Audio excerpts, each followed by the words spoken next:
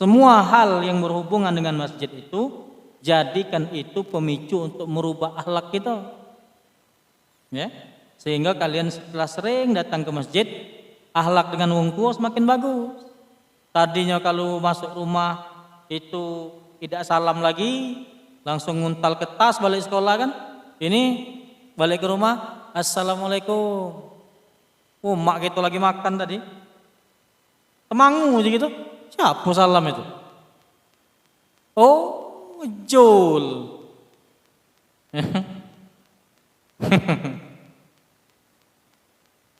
Cium tangannya. Cium tangan mak kita tuh.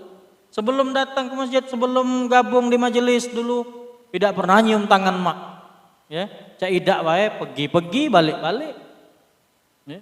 Tapi semenjak datang ke majelis, luar biasa nian. Rahel itu, Parel itu, dia datang assalamualaikum. Ya, mbaknya, ngapa budak ini kesambet apa aja maknya? Sehingga kalau kamu nanya, mak mana Ustad? Mbakku nih tidak galak sholat, mbakku nih tidak pernah semayang, mbakku nih tidak pernah melakukan ibadah. Tidak perlu kamu omongi. Tidak perlu kamu nak ceramah depan mbakmu. Tidak perlu kamu nak nunjuk-nunjuk mbakmu bahwa mbakmu itu salah, mbakmu itu berdosa besar. Cukup kamu tunjukkan akhlak yang baik. Cukup kamu jadi anak yang soleh, sehingga kaget bergetar hati orang tua. Oh, anakku be soleh, anakku be sholat, anakku be rajin ke masjid. Malu aku sebagai orang tuanya. Itulah mungkin kaget yang didapat oleh orang tuamu, hidayah dari Allah Subhanahu wa taala.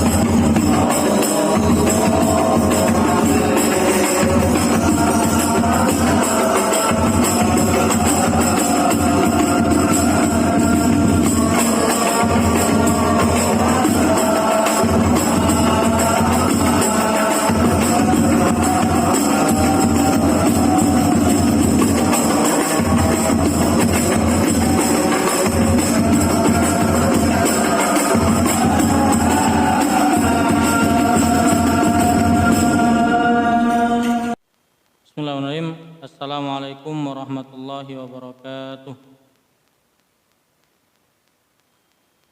Alhamdulillah wassalatu wassalamu ala Rasulillah. Asyhadu an la ilaha illallah wa asyhadu anna Muhammadar Rasulullah. Rabbi a'udzu bika min hamazatis syayatin wa a'udzu bika rabbi ay yahdurun. Subhanaka la ilma lana illa ma 'allamtana innaka antal alimul hakim wa la haula wala quwata illa billahil aliyil azim.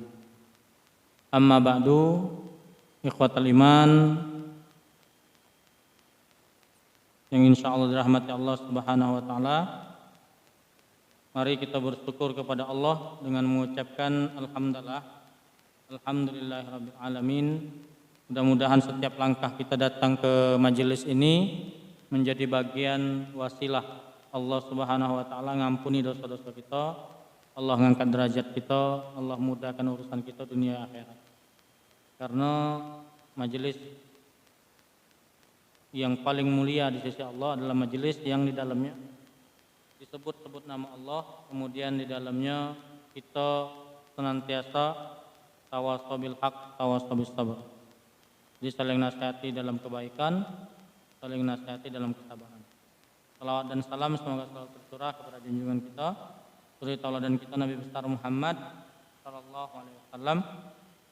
Mudah-mudahan yang sedikit ini menjadi nilai bahwa kita termasuk umat Rasulullah SAW yang menghidupkan sunnahnya, yang mengamalkan risalahnya, yang senantiasa kita memupuk diri kita untuk mencintai baginda Nabi Muhammad SAW, yang insya Allah mudah-mudahan kaget di akhirat kita mendapatkan syafaat baginda Nabi Muhammad SAW.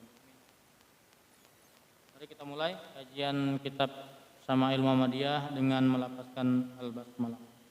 Bismillahirrahmanirrahim. Itu baju abang siapa? Aku. Ile. Ada siapa?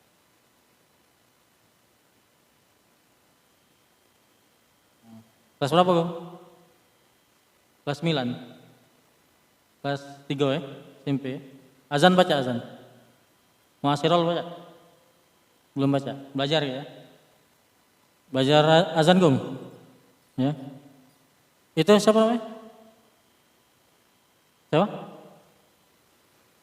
Ari ya? Ari sudah kala azan? Sudah ya? Sudah bisa azan ya? Ya. Oh udah cak azan. Ari masih sekolah?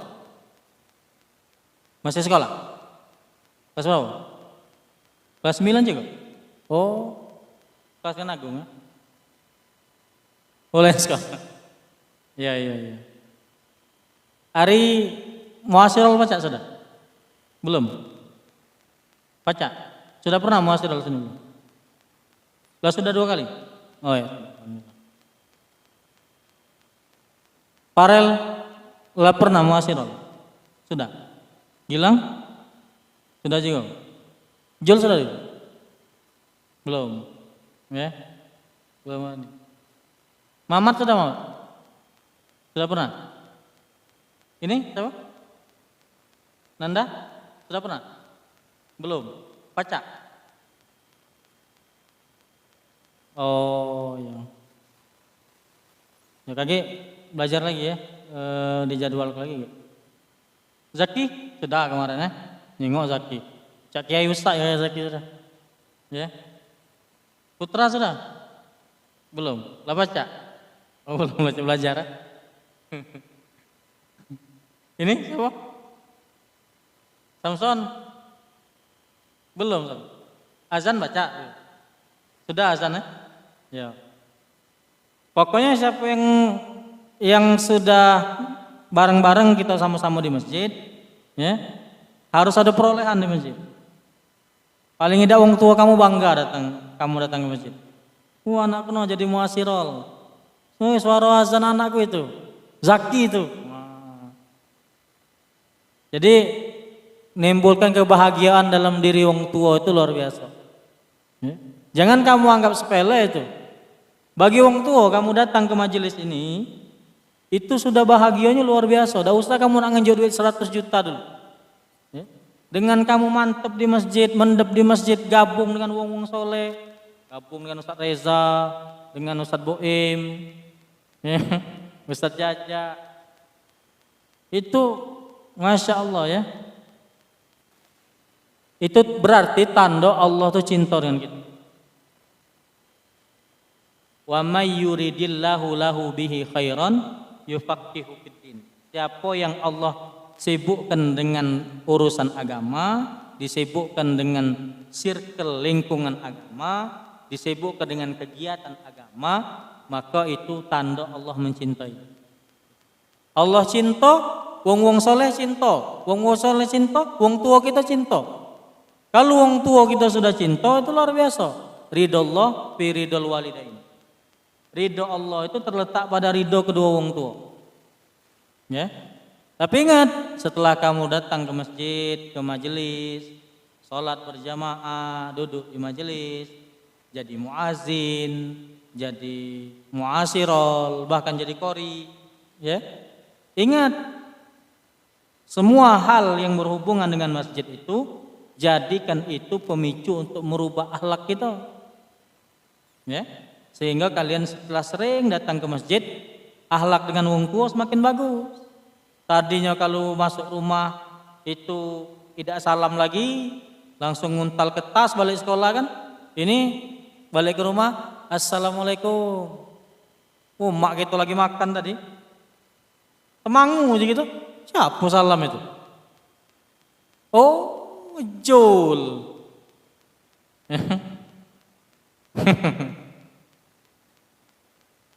Cium tangannya. Cium tangan mak kita tuh.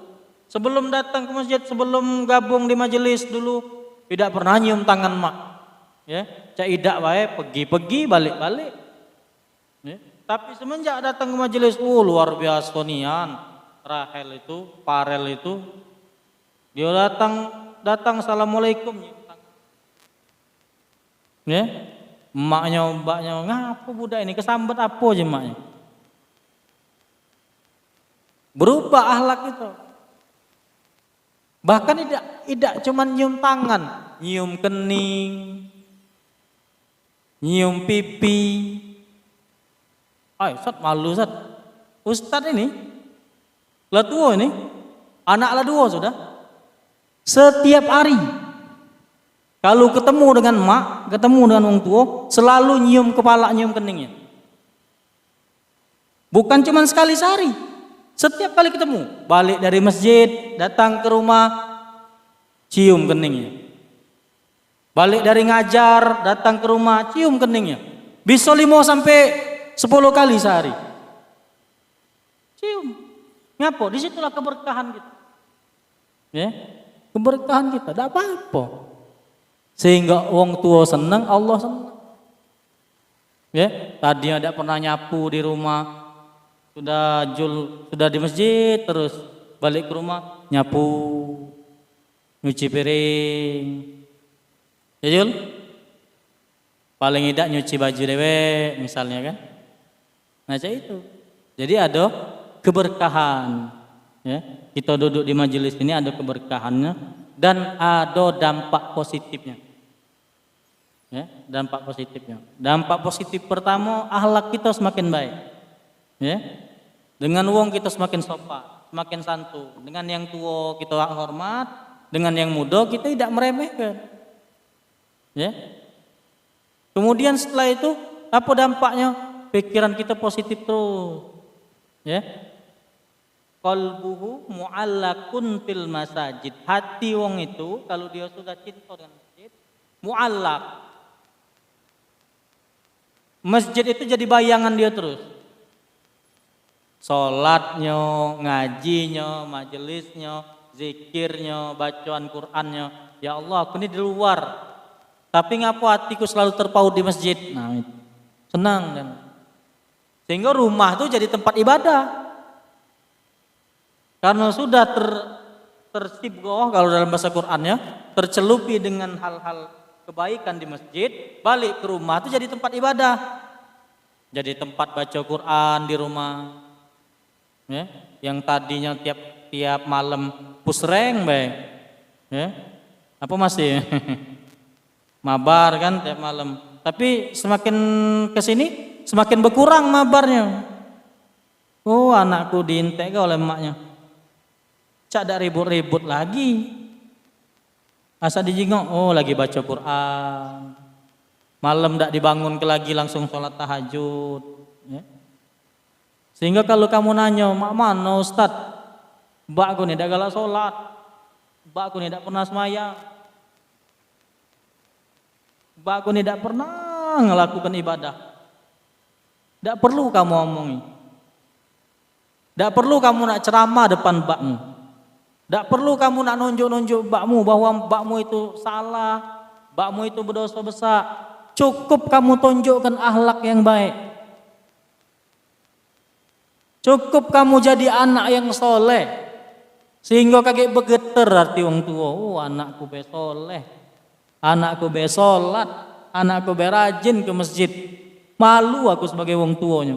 Itulah mungkin kaget yang didapat oleh orang tuamu, hidayah dari Allah Subhanahu wa taala. Karena akhlakmu Karena gerakan, karena keadaan kamu. Ya. Jadi tidak perlu capek-capek kita nak ngomong wong tua. Karena setiap tingkah laku perilaku kita itu diperhatikan keadaan. Ya. Jadi tujuan daripada majelis ilmu, tujuan daripada tarbiyah, tujuan daripada kita berkumpul-kumpul, mengkaji hadis, mengkaji ayat-ayat Allah Subhanahu wa taala. Apa? Hijrah, ada perbaikan dalam diri. Ada perubahan, yang tadinya males jadi rajin ibadah. Yang tadinya tidak ngerti jadi paham tentang agama. Yang tadinya biasanya skeptis tentang agama, apa dia? Tapi sekarang punya perhatian yang luar biasa. Yang tadinya biasa tidak nutup aurat, sekarang nutup aurat. Yang tadinya tidak ngerti apa dia guna wudhu, sekarang menjaga wudhu. Ada perubahan. Ya, dalam ibadah kita ada perubahan. Dalam muamalah kita ada perubahan. Dalam keadaan kita ada perubahan. Maka jadikan itu sebagai salah satu acuan kita. Ya. Kita tiap malam Kamis, ya, kita sama-sama baca maulid, sama-sama mahalul qiyam. Nah, jadikan itu sebagai salah satu yang menghidupkan hati kita, bahwa kita senantiasa sama-sama untuk memperbaiki diri, ya, sama-sama untuk jadi manusia yang lebih baik. Siap ya, Jul? Gilang kelas apa Gilang?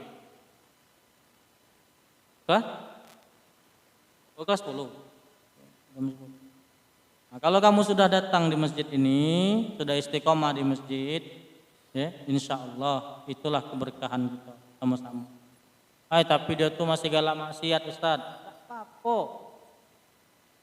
Oh, dia tuh masih banyak salahnya, Ustaz. Ya biasa manusia. Dia tuh ke masjid ya, Ustaz. Cuman masih galak ngomongi wong, galak ngino wong. Ya proses. Dia sholat bae, Ustaz. Masih ini itu. Ya itulah keadaan manusia. Kita ini instan itu makanul khata' wan nisyan, tempat salah dan lupa. Tapi minimal ketika kalian sudah terbiasa datang ke masjid, terbiasa nyago sholat, kagek sholat itulah yang memperbaiki kita. Kagek sholat itulah yang membuat kita tuh punya arah. Kagek sholat itulah yang membuat kita punya cahaya dari Allah Subhanahu wa taala, sehingga kaki kita berangsur-angsur jadi lebih baik. Aslaha balak. Allah ganti keadaannya. Allah mudahkan urusannya. Tadinya susah ya untuk nyari circle yang baik, nyari lingkungan yang baik. Tapi ketika kita jaga sholat kita, hubungan kita dengan Allah, Allah mudah ke keadaan. Ya, Allah mudah. Jadi bersemangatlah untuk senantiasa kita mendekatkan diri kita kepada Allah Subhanahu wa taala dan istiqomah. Ya. Walaupun Ustaz budak tuh tidur di masjid bae Ustaz. Wong azan masih tidur, enggak salat subuh. Ya. Ya proses.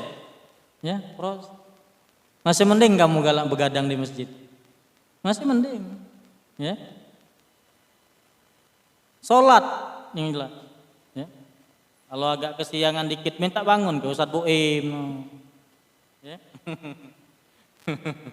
Ustaz Ipal. Iya. Jadi yang lain jadi panutannya. Jadi saling ingat kan? Biasanya ada Ustaz Hendra, Ustaz Diki kan? Ingatkan. Ya insya Allah lah sama-sama ya berproses. Dakati wong yang langsung baik. Dakati wong yang langsung istiqomah. Kalau istiqomah itu mudah, banyak wali-wali Allah. Banyak kekasih Allah. Karena dia berat itulah kita bermujahadah, bertekad. Maka kata Allah, walladzina jahadu fina lanahdiyannahum subulana. Orang-orang yang berjihad bersungguh-sungguh mendekatkan diri kepada Allah Subhanahu wa taala, fina lanahdiyannahum subulana. Kami berikan jalan terbaik bagi mereka. Kami mudahkan urusannya, kami berikan jalan ketika mereka punya kesungguhan. Bermujahadah. Wih, berat nian. Susah nian. Ya. Allahu Akbar, azan. Masa ibaratnya. Padahal pantal itulah 1000 sungai itu. Aku jengok di dalam itu. Ya. Selimut itu lah puluhan mambu sudah kan? Itu lagi masih berat banget itu. Jadi ya insya Allah berproses. Dekat yang melewati proses. Ya. Masa lalu itu buat kita untuk belajar. Ya, untuk belajar. Masa depan kita masih bersih.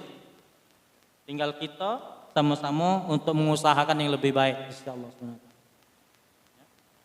Baik, kita bacakan dulu hadis-hadis yang ada di dalam kitab ini. Selanjutnya kita bab maja'a fi sifati mighfari Rasulillah sallallahu alaihi wasallam.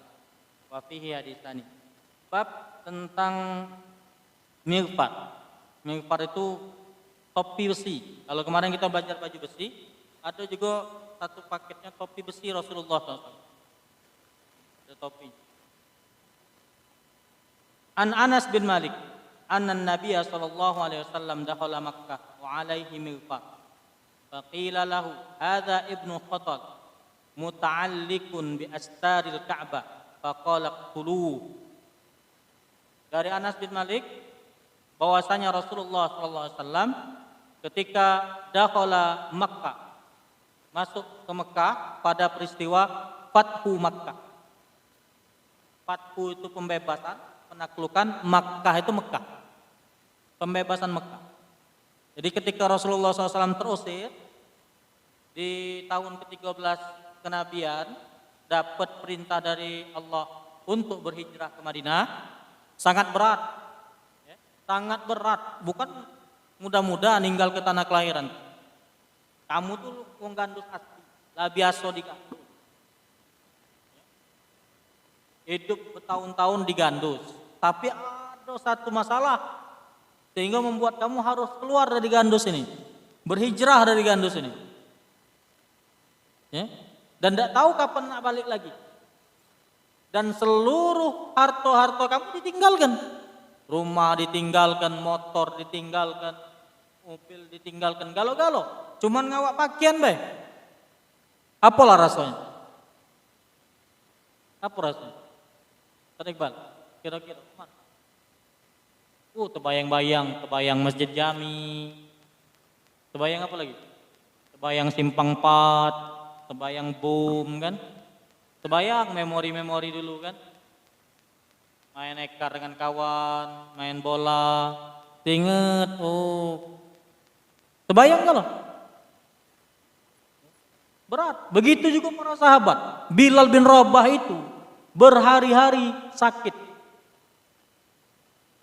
Karena apa? Karena kerinduannya kepada Mekah. Rindunya kepada Mekah. Jadi rindu mereka itu dengan Mekah. Luar biasa. Hijrah itu tidak mudah. Tidak mudah ninggal ke kampung halaman kita. Tanya Ustaz Reza. Berapa tahun mondok? 2 tahun. 2 tahun setengah. Baru itulah mondok. SMA di sini. SMA 20. Ya. Mondok, ninggal ke gandus, apa rasanya? Ya. Campur aduk rasanya. Terkenang di kawan, terkenang di don pasti. Kawan Reza. Terkenang, pokoknya terkenang, ya. Jadi kalau ninggal ke kampung halaman itu tidak mudah. Tidak mudah, berat. Meskipun kalau disebut ke misalnya Mekah itu tidak sehebat di Madinah. Madinah tuh wongnya nurut-nurut, bagus-bagus, ya, kabilahnya bagus-bagus juga. Mekah tuh banyak kaum kafir Quraisy, tatanan sosialnya sudah tidak bagus, kacau. Walaupun itu, ya, tapi itu membuat para sahabat tanah kelahiran itu mereka cintai. Jadi kamu yang punya ilmu ini, jangan skeptis dengan tanah kelahiran. Sudahlah, tidak bakal maju. Digandut, wong juga tidak ngargoi kita, lemak kita ke Jakarta sana, untuk apa balik? Jangan. Ya kalau memang jalur rezeki kita di sana, alhamdulillah. Di luar, dimanapun jalur rezeki kita, ya kita syukuri. Tapi kalaupun ada kesempatan untuk membangun tanah kelahiran kita, tidak. Rasulullah SAW pun hijrah ketika Fathu Mekah ini. Setelah Fathu Mekah, Rasulullah tidak balik ke Mekah lagi. Rasulullah masih wafat di Madinah. Tapi kecintaannya dengan Mekah, ya, dengan Mekah untuk memperbaiki Mekah. Jadi ini ketika hari Fathu Mekah, ditaklukkannya Mekah. Ditaklukkannya Mekah. Nah, kemudian faqila, maka dikatakan kepada Rasulullah SAW, haza ibnu Khattal. Ini adalah Ibnu Khattal. Ya, salah satu musuh, ya, salah satu musuh kaum muslimin. Dia bersembunyi di dinding Ka'bah saking ketakutannya pada waktu itu. Dakati perlawanan sama sekali. Maka kata Rasulullah SAW, uqtulu, bunuhlah dia. Jadi ada beberapa sahabat yang dimaafkan, ya, ada beberapa penduduk Mekah yang dimaafkan. Salah satu yang dimaafkan itu istrinya Abu Sufyan. Yang minggu lalu kita bahas tentang perang Uhud, yang terlewat kisahnya. Jadi istrinya Abu Sufyan ini namanya Hindun. Hindun ini ketika perang Badar, bapaknya, dulurnya, pamannya, banyak keluarganya itu terbunuh, habis. Ya, sehingga ketika kekalahan kaum kafir Quraisy di perang Badar itu luar biasa sedihnya Hindun. Jadi tahun depannya mereka ingin menuntut balas di perang Uhud. Menuntut balas di perang Uhud, Hindun ini memanggil sikok budak. Ya, sikok budaknya bernama Wahsy. Wahsy ini dari Ethiopia. Ya, kawannya Bilal. Wahsy ini sama-sama budak. Nah, Wahsy ini ahli tombak. Tombak itu, ya, kalau masih ukuran 10-20 meter, kenut. Hebatnya mereka main tombak. Kita jarang sini nemu nyinggung tombak. Kalau rombongan Wahsy itu, mereka tuh ahli tombak. Jadi kalau jarak 10 meter, 20 meter mereka tombakkan, set, tepat. Nah, saat perang Uhud itu, sebelum perang Uhud itu, Wahsy ini dapat misi dari Hindun, dari istrinya Abu Sufyan tadi. Karena kesakit-hatiannya itu. Kepada siapa? Kepada pamannya Nabi, Hamzah bin Abdul Muthalib. Kepada Hamzah. Kata Hindun, Wahsy, kalau engkau mampu membunuh Hamzah dengan tombakmu itu, maka engkau kumerdekakan. Tidak jadi budak lagi. Jadi manusia merdeka, dan engkau akan kuberikan perhiasan-perhiasan emas. Oh, Wahsy tergiur dia. Ya, sudah lama dia jadi budak, sudah lama dia jadi pembantu. Dia pengen merdeka, maka tidak kata misi lain dia melok perang Uhud kecuali dia pengen membunuh Hamzah. Sayyidina Hamzah itu adalah salah satu singa Allah, yang kalau dia berperang, kalau beliau itu berperang, 10-20 wong di depannya itu habis kena tepat. Saking dia tuh ahli perang, ahli luar biasa. Sehingga ketika berkecamuk perang itu diincar oleh Wahsy. Wahsy tidak melok berperang, cuman melok kerumunan itu baik. Dia nyari Hamzah, mana Hamzah? Ketemu. Ya, dalam kesaksian Wahsy pada waktu itu, aku melihat Hamzah itu benar-benar seperti singa. Luar biasa, dia menebaskan pedang-pedangnya itu. Dia menebaskan pedang itu, kali tebas wong mati. Maka ketika jarakku sudah hampir dekat dengan Hamzah, ku bidik dengan tombak. Ketika sudah dibidiknya, tepat tepat di perutnya, tembus. Sehingga syahid pada perang Uhud itu. Sayyidina Hamzah bin Abdul Muthalib. Salah satu pembela Rasulullah SAW yang luar biasa. Tidak cukup di situ. Selesai peperangan Uhud, ya, Hindun ngajak Wahsy untuk mencari jenazahnya Hamzah. Setelah peperangan itu kan banyak, ya, mayat-mayat. Jadi diajak oleh Hindun, Wahsy, mana? Tunjukkan. Kalau benar-benar kau sudah membunuh Hamzah, tunjukkan kepadaku. Sehingga dicari, ketemu. Ya, ketemu dengan jasad Sayyidina Hamzah. Setelah ketemu, diambilnya lading oleh Hindun, dibukanya dada Hamzah sampai ke perut. Jasad yang sudah tidak bernyawa itu. Kemudian dicerai-beraikannya usus-ususnya, ya. Kemudian diambil jantungnya. Dendamku sudah terbalas. Digigitnya, karena dia tidak tergigit, dilepasnya. Itu luar biasa itu, ya. Dendam itu luar biasa, menipu manusia. Bagaimana Hindun tadi? Setelah mereka pulang, Rasulullah dan para sahabat kan mencari para syuhada. Para syuhada di perang Uhud itu kurang lebih 70 wong, salah satunya Hamzah. Ketika Rasulullah SAW melihat jasad pamannya, Hamzah bin Abdul Muthalib tadi, Rasulullah tidak sanggup. Tidak sanggup. Ya. Dan Rasulullah SAW menangis, sedih. Melihat jasad paman yang dicintainya, yang dari awal-awal Islam itu, ya, yang tadinya lemah ketika Hamzah masuk Islam, semua wong takut kepada Hamzah. Tapi di perang Uhud dia menjadi syuhada, jasadnya dicerai-beraikan.